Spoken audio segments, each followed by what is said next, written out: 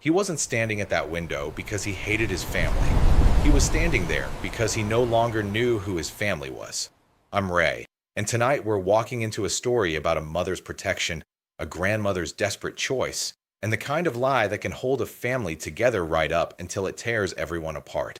Before we go any further, please subscribe to the channel and turn on the bell so you can stay with us for more stories that speak to the quiet burdens, hard choices, and deep love that shape family life.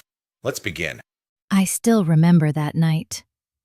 The night my daughter told me she was pregnant. There are moments in life that go so quiet, you can actually hear your own heart crack inside your chest. That was one of those nights. The soup was still simmering on the stove. Wind was brushing up against the fence outside, making that thin, whiny sound. And my daughter was standing there on the cold kitchen floor, hands clenched so tight they'd gone white, like if she let go for even a second, she might just fall apart. She looked at me and said, "Mom?" Just that one word, and already her voice was stuck in her throat. Then she looked up at me with tears in her eyes, shaking so hard she could barely breathe. "I'm pregnant." I've lived long enough to think there wasn't much left in this life that could truly stop my heart. I'd buried my parents. I'd given birth. I'd sat through long nights in hospital rooms. I'd seen pain from just about every angle a person can. But those two words, coming out of my daughter's mouth, made the whole ground beneath me give way. My husband walked in from the living room. He didn't yell right away. He just stood there, staring at her, heavy and still as stone. And me. I looked at her, and all I could see was the same little girl who used to run into my room with her pillow every time there was thunder. Except now, there was a baby growing inside her, and the look in her eyes was pure panic, like some wounded little animal caught in a trap. I asked who the father was. She said his name, and just hearing it made my blood run cold. The kind of boy who knows exactly how to make a girl believe in forever, and the minute forever starts showing in her body, he disappears like smoke. And that's exactly what he did. Within days, he was gone. No calls, no apology, no checking in, no responsibility. Nothing. He left my daughter alone, with a growing baby in her belly, and fear growing even faster than that. That night, my husband lost it, slammed his hand on the table, and asked her what exactly she thought she was going to do. My daughter kept her head down, crying so hard she could barely get words out. But when she finally did speak, her answer came without hesitation. "I'm not getting rid of this baby." Then she looked up, eyes swollen, voice shaking all over again. "But I can't give up school either." And I think that was the part that broke me the most.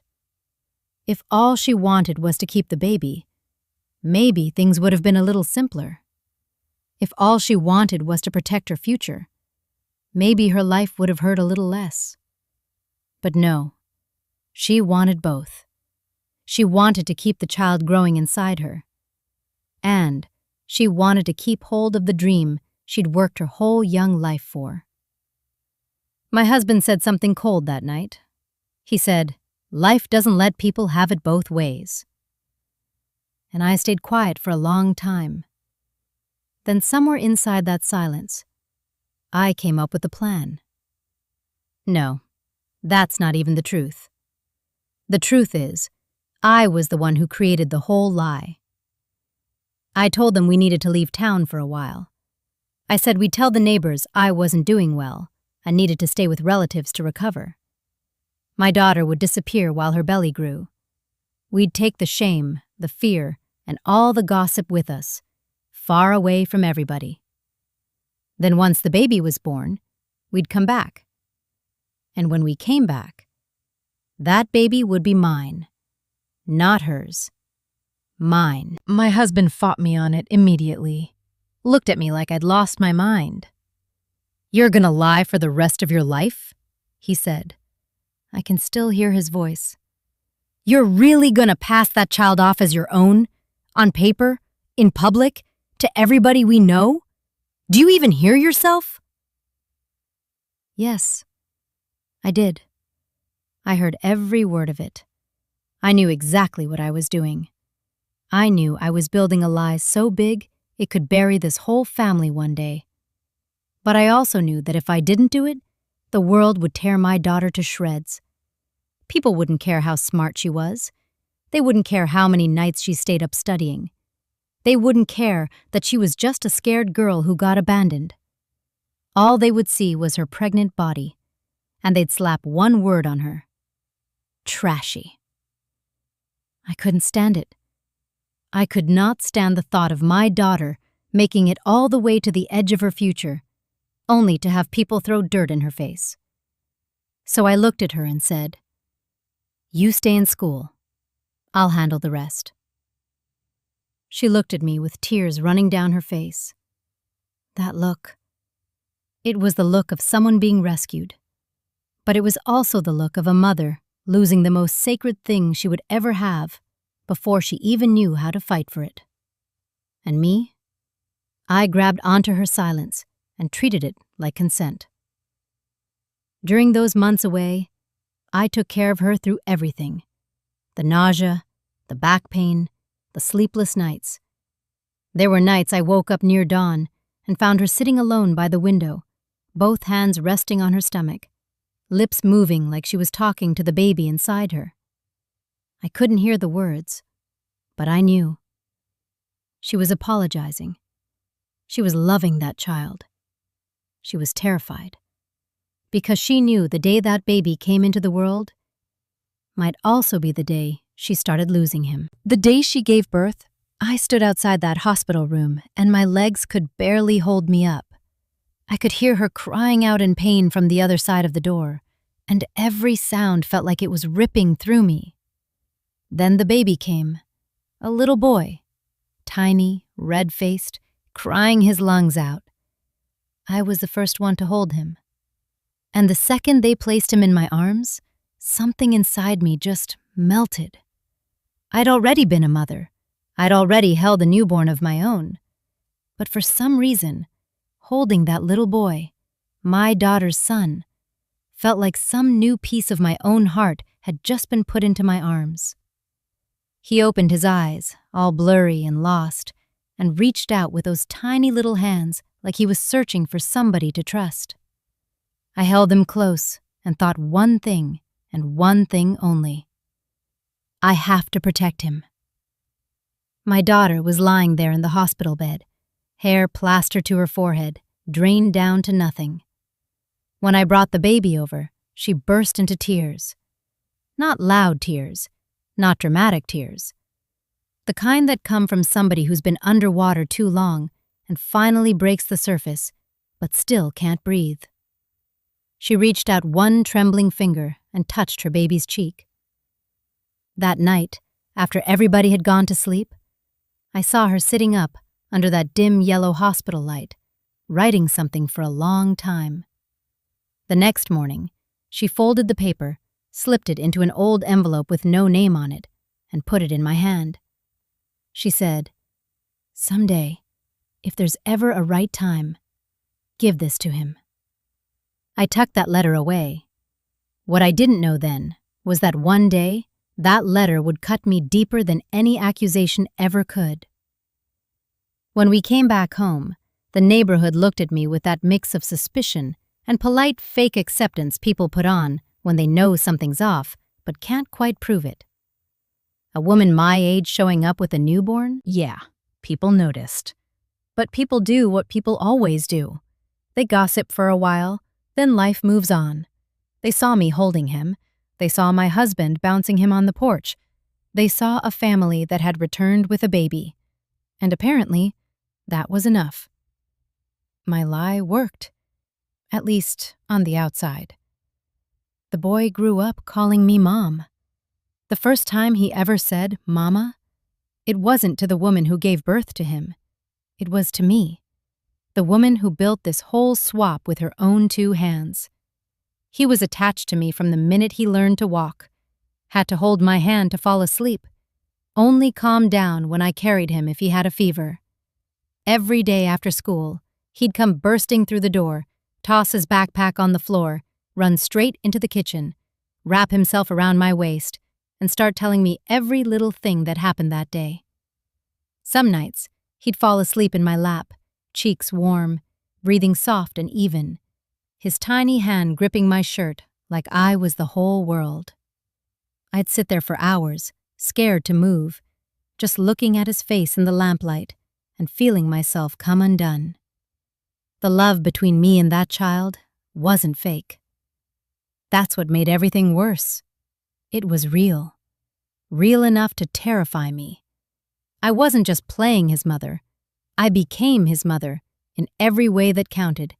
In the meals, the sleepless nights, the fevers, the scraped knees, the tears after school, the pride on report card day, the way he'd throw his arms around my neck and whisper, "Mom, I love you."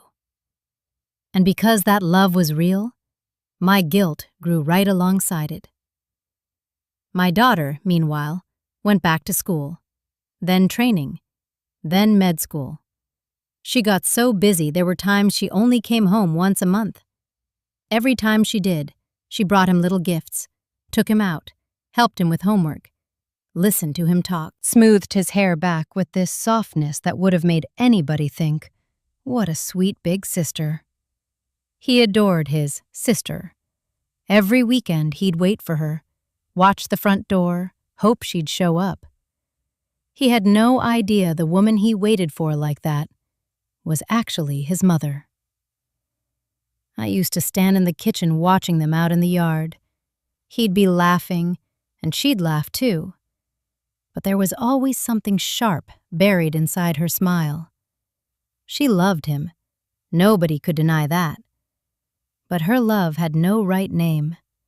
She couldn't hold him too long in front of me, couldn't overrule me when I disciplined him, couldn't claim him, couldn't take back what she gave up all those years ago in silence. She couldn't fully hate me because I had saved her, but she couldn't be at peace either, because I was the one who took the holiest title in her life and made it my own. So no, my daughter and I were never really okay after that. On the surface, yes. We talked, we shared a home, we kept things looking peaceful. But underneath it all, there was always a wire stretched tight between us, so tight it could have snapped from the slightest touch. One time I told her she should come home more often. The boy was getting older. He needed her around more. She was slicing fruit when I said it. Her hand stopped. Then she gave me this bitter little smile and said, "He already has a mother, doesn't he?" It wasn't loud, but it went through me like a blade. Then, when the boy was 5, something happened that still chills me to this day. He got sick that night. At first, it just seemed like a fever. I wiped him down, gave him medicine, held him like I always did. But near dawn, his body turned burning hot. His lips went pale. His eyes rolled back. His little body started jerking in my arms. I screamed for my husband. He ran in and scooped the boy up. Rain was coming down in sheets outside. The windshield was fogged over. I sat in the back seat holding my grandson, my son, the child I'd made mine, and I could feel life slipping through my fingers. His little body kept seizing. His tiny hand clawed at my shirt, then grabbed hold like he was hanging on to the last thing in the world. I called his name, cried so hard no sound came out. His head fell against my chest, his breathing all broken up. And in the middle of that fever haze, he whispered one little word. "Mom?" I broke. I held him tighter and said, "Mom's here. I'm right here." That night, my daughter drove back from the city like a bat out of hell. She ran into the hospital while we were still outside the ER. Clothes thrown on in a hurry, hair drenched from the rain, face so white it didn't even look human. She tried to rush in, but the nurse stopped her. Only immediate family could stay inside during emergency treatment. Immediate family. That was me. She stood outside the glass, pounding on the door, calling his name in complete panic. And inside, he was half conscious, clutching my finger, still mumbling, "Mom, Mommy." I turned around, and I saw my daughter standing there frozen. Not crying, not screaming, just frozen. And somehow, that was worse than any scream. Because in that moment, both of us understood something neither one of us could say out loud. She had already lost that place. After that night in the hospital, things between us got even worse. She was grateful I had saved him, but that was exactly what made the loss clearer than ever. Some things, once you miss them in the moments that matter most, you don't get them back. Not ever. Years later, my daughter met a man. Eventually, she married him. And from the first day I met him, I couldn't stand him. Some people walk into your house carrying decency with them. He walked in like noise. Loud, immature, always joking in ways that weren't funny, acting like he was charming when really he just made my skin crawl. The kind of man who looked at other people with this shallow little smirk, like the whole world was beneath him, but also somehow there for his entertainment. I told my daughter not to marry him. Told her straight. You already picked the wrong man once. Don't do it again. Her face changed the second I said that. She knew exactly who I meant. But I didn't stop. I said the first boy was a coward because he ran. This one, I said, was a different kind of disaster. The kind of man with no depth, no respect, no idea how to walk into a damaged family and show even basic decency. I told her to leave him. She stood up, eyes red, furious. You think you get to decide what man I choose too? I stood up too. I get a say when I'm the one who had to pick your life up off the floor when you were 17. She laughed, but that laugh looked like it might shatter. And you were also the one who broke it. The whole room went dead quiet. I didn't stop myself. I slapped her, and the second my hand hit her face, mine went cold. She didn't cry. She just looked at me, and there was so much pain in her eyes it made me sick.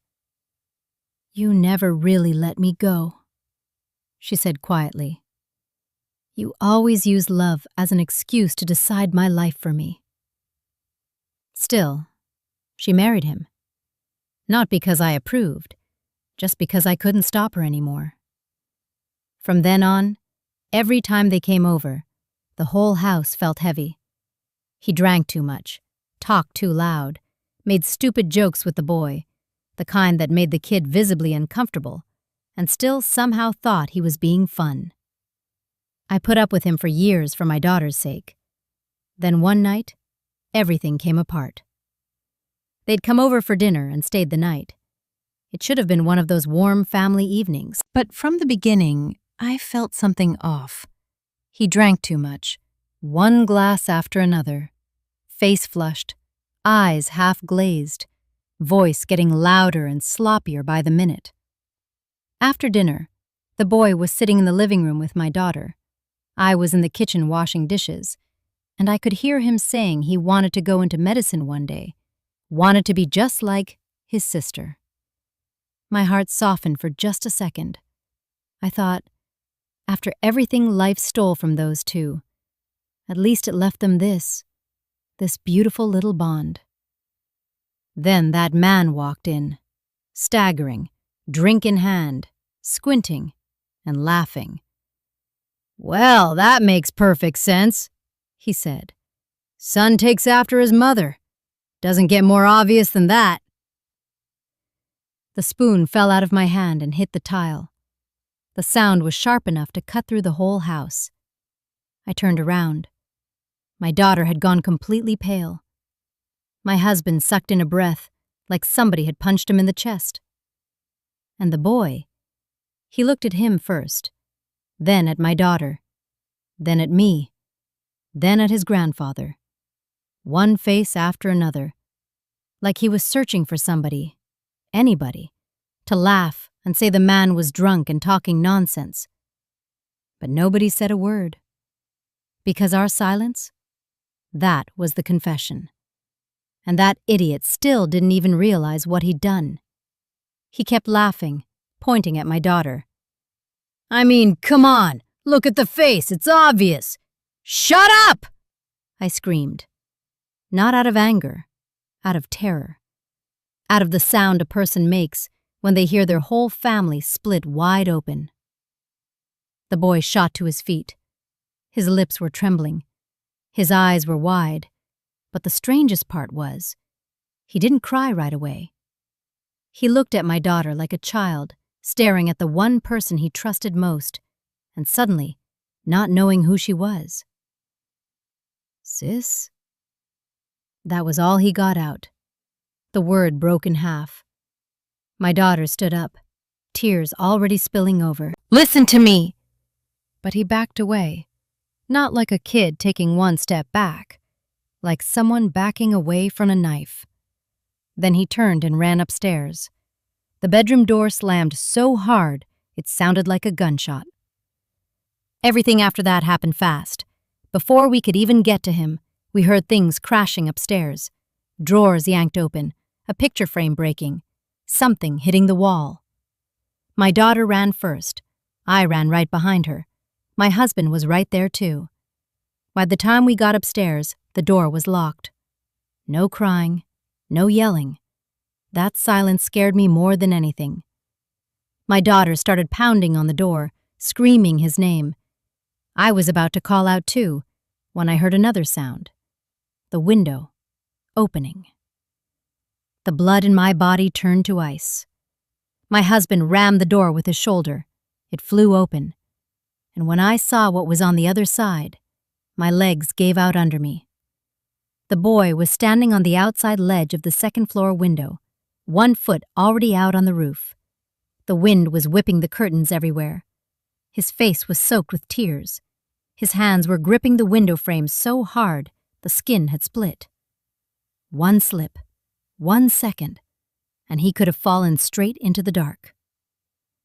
My daughter let out a scream that didn't even sound human. And me? I dropped to my knees. Not figuratively, literally. My knees hit the floor hard, but I didn't feel a thing. I didn't dare rush him. I was terrified one sudden movement would make him panic and let go. "Baby." That's what I called him. My voice shattered. "Come down. Please. Listen to Mom." He turned and looked at me. God, that look. "Which mom?" he asked. Those 2 words went straight through my chest. Behind me, my daughter started sobbing. My husband turned his face away. The whole room felt thick, like nobody could breathe. "Whose child am I?" he shouted. "What are any of you to me? For 17 years, what have you all been doing? Just taking turns lying to my face?" Then he slammed his fist against the wall and skinned his hand open. "Why? Why would you do this to me?" Nobody could answer him, because no answer on earth could stand up under that kind of pain. It took us almost 10 minutes to get him back inside.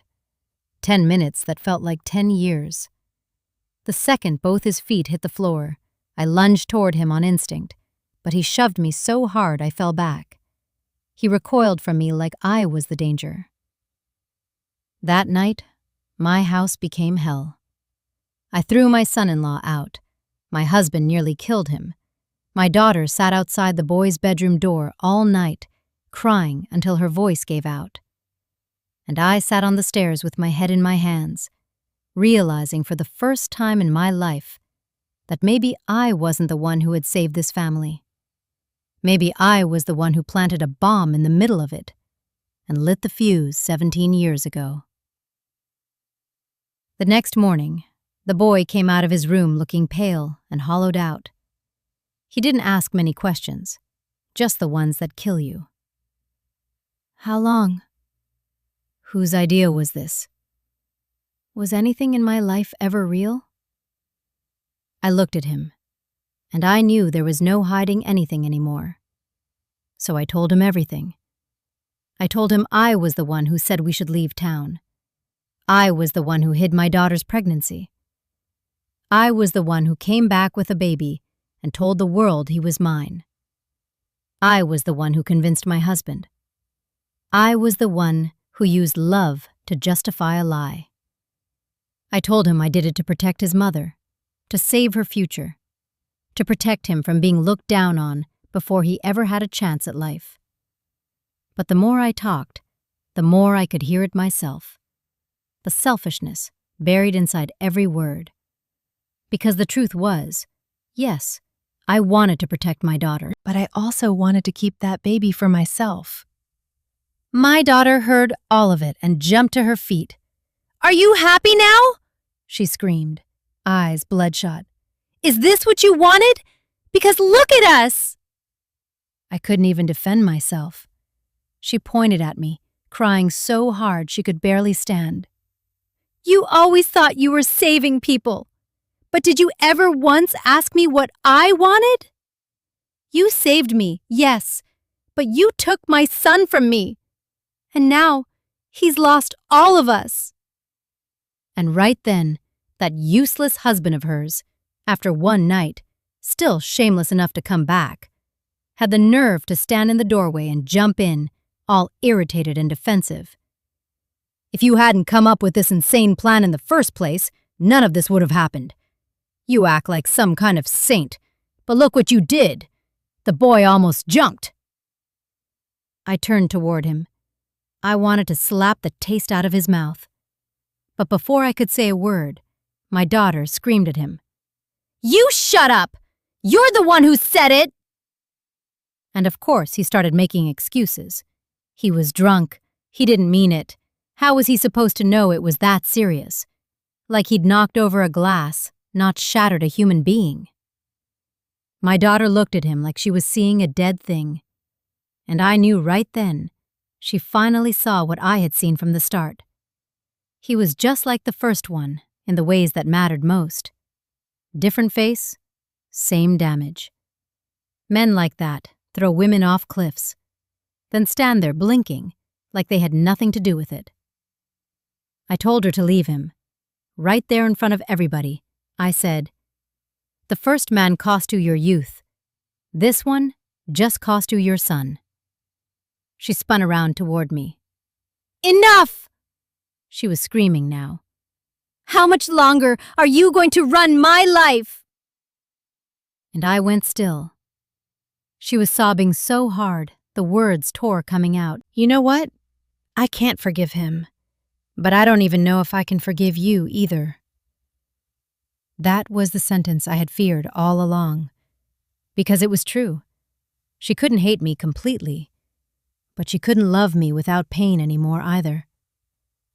I thought the cruelest moment of my life was hearing that boy stand on that window ledge and ask me, "Which mom?" But it wasn't. The cruelest moment came after. When everything finally got quiet, he stopped yelling. That was worse.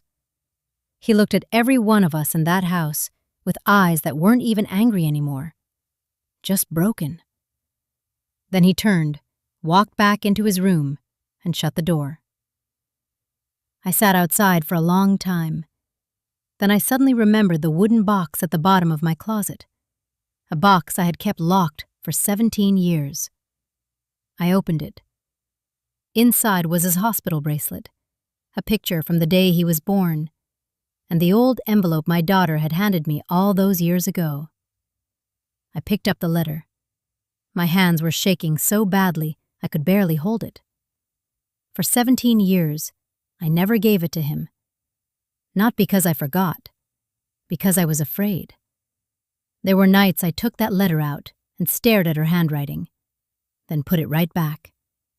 I kept telling myself it wasn't the right time. Then he got older, then older still.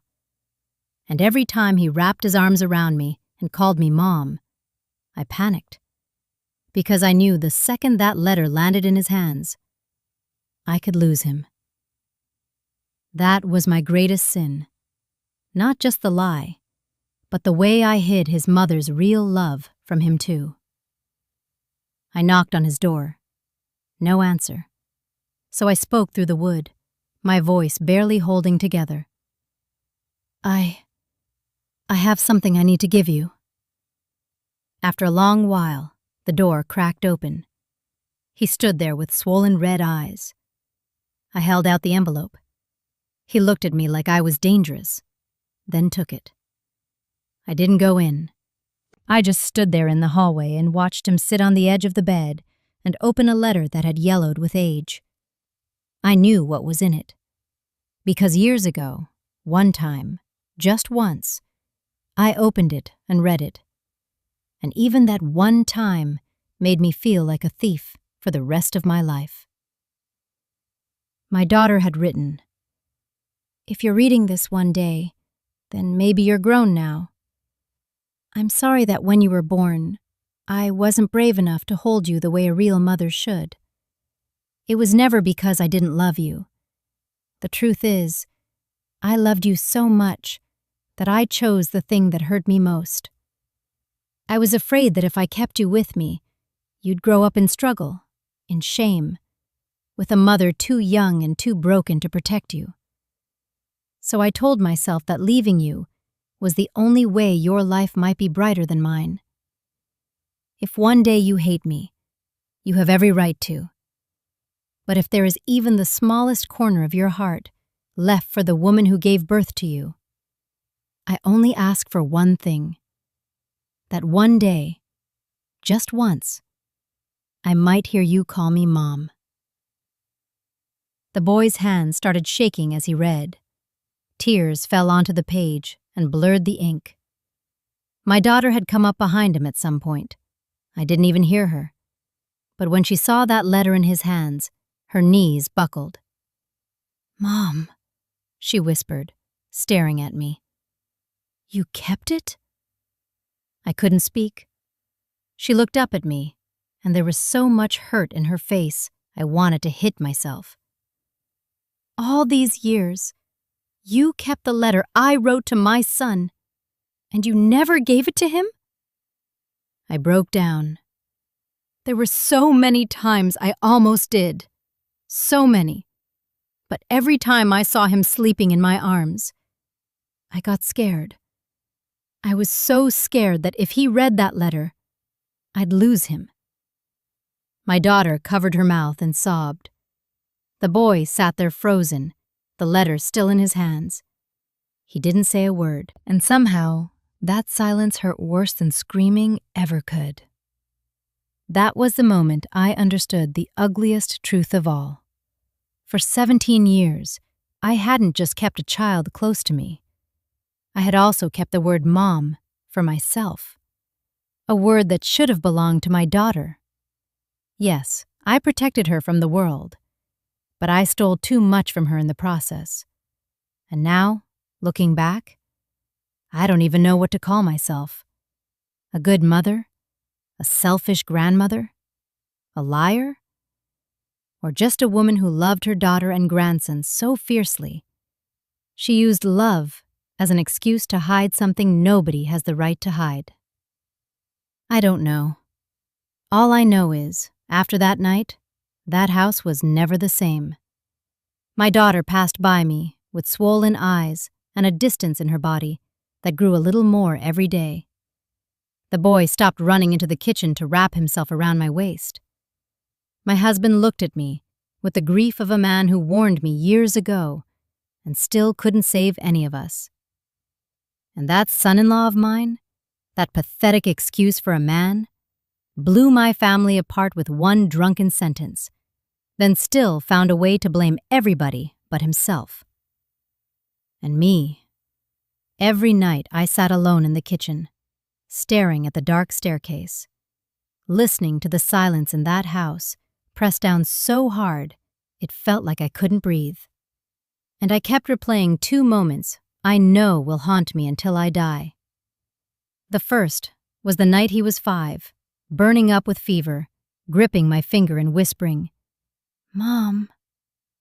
The second was the night he was 17, standing on that window ledge, looking me dead in the eye and asking, "Which mom?"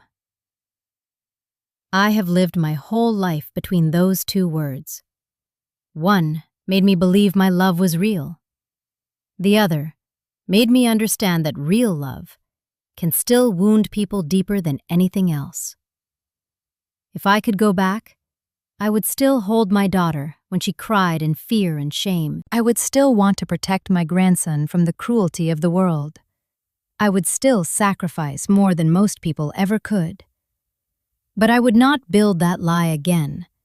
I would not raise a child inside silence. I would not let a mother stand outside a hospital window and watch her child call someone else mom. I would not lock that letter away in a drawer like I was burying my daughter's love alive. Because now I understand something I didn't understand then. A child can survive a painful truth, but no one gets to live in peace inside a lie, even a lie built out of love. And the hardest truth I have to live with is this: I created all of it because I thought I was protecting the people I loved most. But in the end, the person who hurt them the deepest was me.